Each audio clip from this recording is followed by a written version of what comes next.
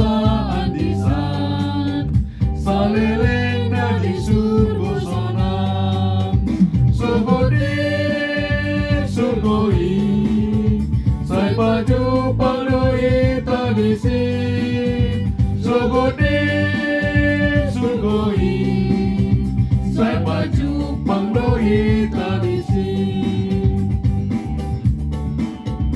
Nebata ama pargologi, say puji yung saleleng nai, namar muluhon mulutai, tingnan niya sana say gogroi, surgoi, say paju pagdoi tadisi, surgoi, say paju pagdoi tadisi.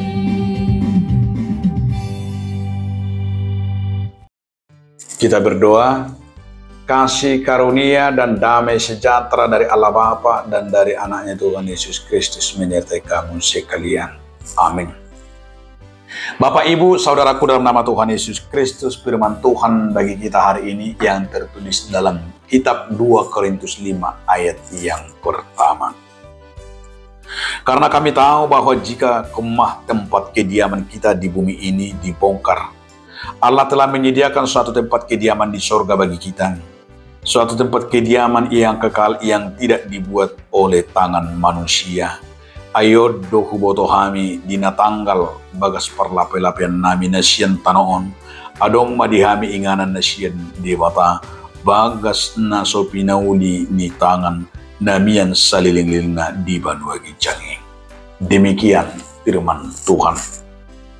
Saudaraku dalam nama Tuhan Yesus Kristus, judul renungan kita hari ini adalah tempat kediaman. Jika kita sering melayat, kita sering mendengarkan pendeta, para halado, dan bahkan jemaat mengangkat ayat ini di saat memberikan penghiburan dan apul-apul bagi orang yang berduka. Terlebih dalam hal ini mau mengingatkan agar setiap orang percaya merasakan dirinya bukan hanya tinggal di dunia ini. Tetapi kita harus diingatkan bahwa sesungguhnya kewarganegaraan kita bukan di dunia ini. Kewarganegaraan kita adalah kewarganegaraan yang surgawi. Artinya kita hidup di tempat, yaitu di kehidupan yang kekal, kemah yang disebut dengan tempat kediaman yang kekal. Itu sebabnya kalau Paulus mau menyatakan di sini tempat kemah itu yang tidak dibangun oleh tangan manusia. Kalau kita juga merasakan tempat kediaman manusia yang bisa kita lihat dengan begitu megah di dunia ini. Tapi jauh lagi dari situ yang tidak dibangun oleh tangan manusia. Tetapi yang dibangun oleh kuasa, oleh Roh Kudus, oleh Tuhan itu sendiri. Kediaman itu, tempat itu adalah tempat yang tidak bisa kita katakan dengan kata-kata yang menggambarkan seperti apakah tempat kediaman itu. Tapi firman Tuhan hari ini dikatakan di sini itu tempat yang dibuat oleh Tuhan, yang telah Allah sediakan tempat yaitu di sorga. Dan itu sering kita dengarkan di dalam khotbah dan juga ke saat kita mau pergi ke gereja, mendengarkan bahwa kita semuanya hidup kita, bahwa kita maunya hidup dan tinggal di sorga. Dan mau kita menjadi Kristen dan mau kita melakukan kebenaran dan perbuatan-perbuatan baik itu, tentu satu tujuan kita agar kita menerima tempat itu, menerima itu sorga yang dijanjikan, yang sudah kita diingatkan dengan iman kita bahwa di sana tempat orang yang percaya, di sana tempat orang yang setia kepada Tuhan.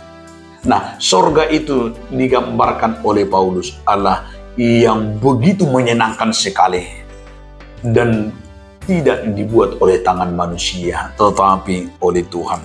Maka jika kita hidup di dunia ini hanya sementara, tapi ada baiknya kita menjadi berkat, ada baiknya kita hidup di dunia ini adalah menjadi berkat, karena kita juga merasakan ternyata kehidupan di dunia ini hanya temporer, hanya ada batasan limit waktunya. Oleh sebab itu, jika kita mau melihat arti daripada hidup itu, tentu sekali kita akan menyadari bahwa kewarganegaraan kita, bahwa tempat kita di sorga nantinya. Saudara-saudara akan berjumpa dengan saya di sorga. Dengan kita orang percaya akan berjumpa di sorga. Di tempat kediaman yang dibangun oleh Tuhan, itulah tempat yang harus kita tempati, yang harus menjadi hak dan kewajiban kita sebagai orang yang percaya kepada Tuhan. Tentu supaya tidak menjadi hilang, agar kita semuanya menerima tempat itu, sorga itu. Mari kita setia sampai akhir. Mari kita diingatkan oleh firman hari ini, begitu mulianya tempat itu dan begitu enaknya, menyenangkan. Maka orang-orang yang hanya setia kepada Tuhanlah yang menempati itu. Hendaklah kita setia dan kita merasakan bahwa tempat kita nantinya ada di sorga yang dibangun oleh Tuhan. Amin. Terima kasih Tuhan atas firman hari ini, mengingatkan kami agar tetap setia untuk menerima kehidupan yang kekal. Amin.